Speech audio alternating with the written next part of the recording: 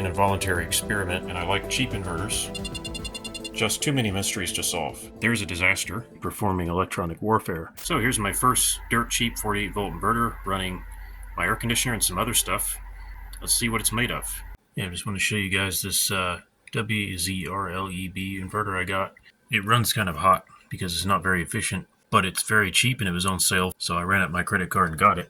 I put an extra fan on. I'm running it off of a solar panel using this DC converter here. This inverter gets really hot just sitting here. It's running a very small load, but it gets so hot. You can just feel the heat. Basically, the fan in here never seems to come on. The only time I've heard it come on is when I first power the inverter up on its self-test, and then it never comes on. So the trick here is, just like my other fan upgrade videos, is to go ahead and put a small fan on the back and let that run all the time at very low speed, and it keeps hot, stagnant air from building up inside the inverter case. In order to install the upgraded fans, I basically open the back of the inverter. It's very easy to do, and I use long nylon bolts and standoffs to secure the existing fan in place without the original screws, and then I mounted my additional fan on the top of that using additional standoffs. If you folks are interested in doing this type of mod to your inverter or your equipment, I have posted down in the description the links to my older videos where I did this to some grid tie inverters. I've also done it to the Make Sky Blue solar charge controller. And you may not be able to hear it, but it is running at a low speed. This is a 24 volts fan and it's running at around 12 volts. So it's not putting out a lot of air, but it's warm. You can feel the air coming out is warm. It's extremely quiet and it's maintaining the inverter at a good temperature. It keeps it from building up heat. These inverters will build up heat over time. They will heat soak, and that's not good for the components. It's not good for the capacitors. It's just a very simple mod to do. It probably takes 15 minutes. Right now I'm testing my air conditioner, my HEPA filter, dehumidifier, and several other loads on here. And just case in point, it's only running at 30 watts, and the inverter needs cooling. It's really inefficient. This inverter takes about 25 watts all the time, which is a shame, but that's how it works. Got some experiments planned for it, and we'll see how it goes. Yeah, this inverter is definitely singing a song.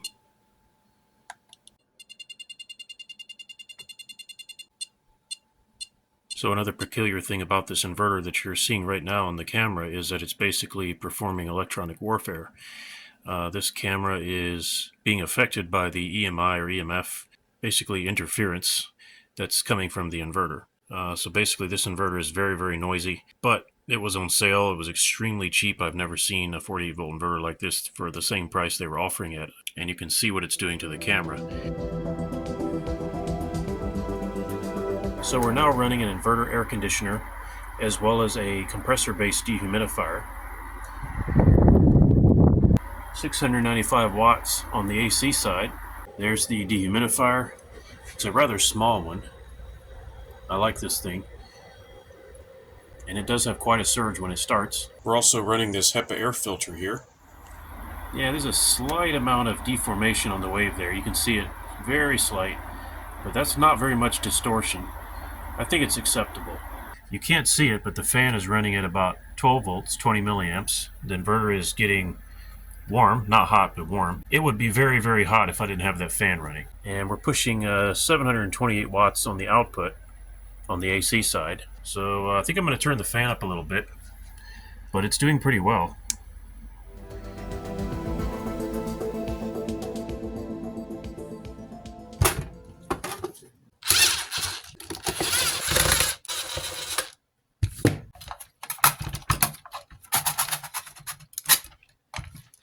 Okay, there's what it looks like inside. This one's a little bit peculiar in that the circuit board is mounted upside down.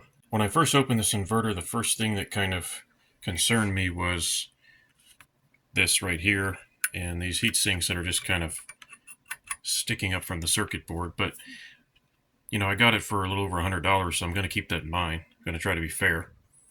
The AC outlets are actually soldered, which is okay by me. I know a lot of people have a problem with that, but I don't. I'd rather see solder. Would be nice if they would give a little more clearance between the hot neutral and that inductor there, but grounding.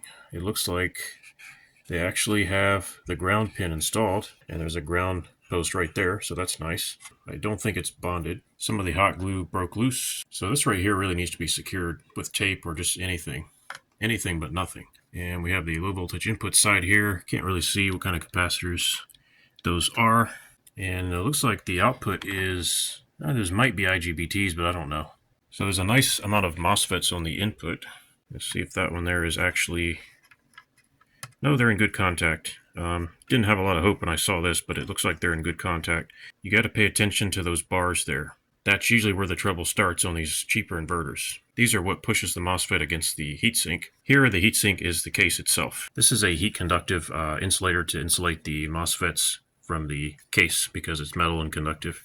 Looking at those clamps there, they look okay. If you ever take an inverter apart that you just bought, make sure you check these clamps here. Typically these are found bent and distorted, and if you see that, do not try to run the inverter. And also, another problem is I often over-tighten them, but I don't see any problem here. There's the original OEM fan. That tape I put there myself to hold the wire for the fan when I installed my own fan. There you can see the nylon bolts that are now holding the OEM fan in place. And then those protrude through and they hold on my fan, and I have wrapped tape around to create an air duct. Wish I could 3D print something instead of the tape, but I just can't seem to reach that level of civilization yet. The inputs are fairly tight.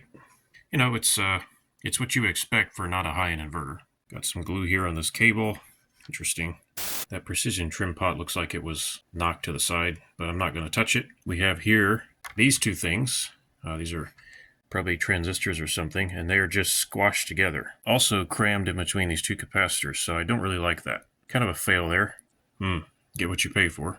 I have adjusted those things so they're not touching each other, and hopefully not touching the capacitors. Hopefully that'll be okay. You also have, wow, there's a disaster. We have two boards. They're like daughter boards. Yeah, that looks like that's a little DC buck converter there. And that is leaning over and up against the control board. This is actually the control board. And it's just millimeters from this control board. So there's a short circuit waiting to happen. I have placed a piece of fiberglass tape in between so that there won't be a short circuit between these two boards. So I'm glad I caught that, because if I hadn't, sooner or later, we would have had an issue here. I'm trying to be balanced and reasonable here. As far as everything else on the board, you know, it doesn't look the worst. The solder isn't the best, but keeping the price point in mind. Boost stage transformers, they look okay. According to the rating of the inverter, those transformers would have to handle about 40 amps or so. This transformer here is significantly hotter than this one.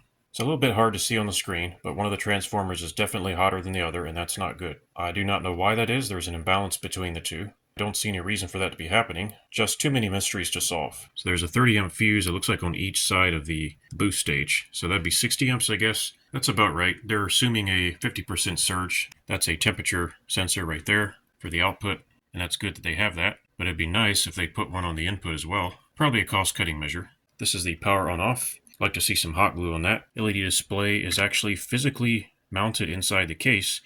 I've seen some of them that were just hot glued in. So my concern here is that maybe one of these transformers is not really being used. I thought maybe that was blown. No, it's not. Yeah, so I don't know why one of the transformers is getting hotter than the other. There should be airflow. It doesn't make a lot of sense. Well, if anything, I'm exposing some of the safety issues with this inverter. Gonna have to keep an eye on this inverter while it's running and make sure nothing goes wrong. I can't find anything that's blown.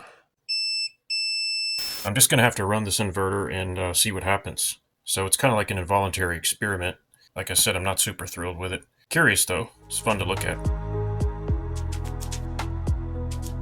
Can this cheap inverter run my air conditioner? Which at the end of the day is the only question that I had. So let's turn it on and let's see how the sine wave looks while this thing is starting up. It's getting a bit hot in here and it's time for some free-ish solar air conditioning.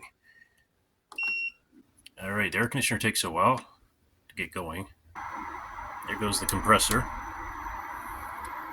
Yeah, it's pretty good. It's not the worst. It's doing fine. About 8 amps, so about 400 watts. Let's calculate the efficiency. Okay, I gotta wait for the wattage to stabilize. And what you're looking at there is one of the downsides of AC. 0.77 power factor, so hugely inefficient air conditioner. A lot of air conditioners and appliances have terrible power factor. This is an often overlooked part of using AC. You're looking right at it. Power factor. Okay, we're hitting 500 watts. There's the sine wave at 500 watts. Almost perfect. Can't complain there. So I have calculated the efficiency of this inverter running right around 500 to 600 watts, and it's about 90 to 93% efficient. So yeah, not the best, but what do you expect? I'm not surprised.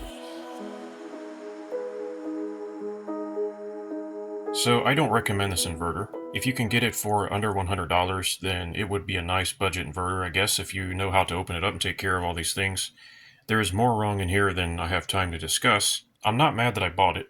I love inverters, and I like cheap inverters. This is going to be used to run not 2,000 watts. I'm going to treat this like a 500 to 1,000 watt inverter. I'm going to make sure that it's cooled. As you can see, I'm going all out to make sure it is getting proper cooling, which it was not from the factory. I'm very concerned about one of these transformers being warmer than the other. That's not good. One of the reasons why I'm curious about a 48 volt inverter is this system here. This is my DC microgrid. Although the system is still under construction and I keep taking it apart to upgrade it, it's working far better than I thought it would. It's exceeded my expectations. A system like this doesn't even need the battery most of the day because solar power is running all the outlets in my house. But the idea of getting some AC power from this system, maybe to run a freezer or other appliances that aren't DC compatible, is very interesting to me. A 48 volt inverter is roughly analogous to 55 volts DC nominal, so it should work on this system. And that's what I'm going to be experimenting with and testing. Now, running inverters on a system that can switch the battery in and out is probably going to be technically challenging, but anyway, keep an eye out for the part 2 video that's going to explain how the system works and show the kitchen, which is now powered by DC. Hope you guys enjoy the video, and thanks for watching. If you like this video and you want to support my work, please thumbs up, comment, and subscribe. Thanks for watching, folks, and I'll see you next time.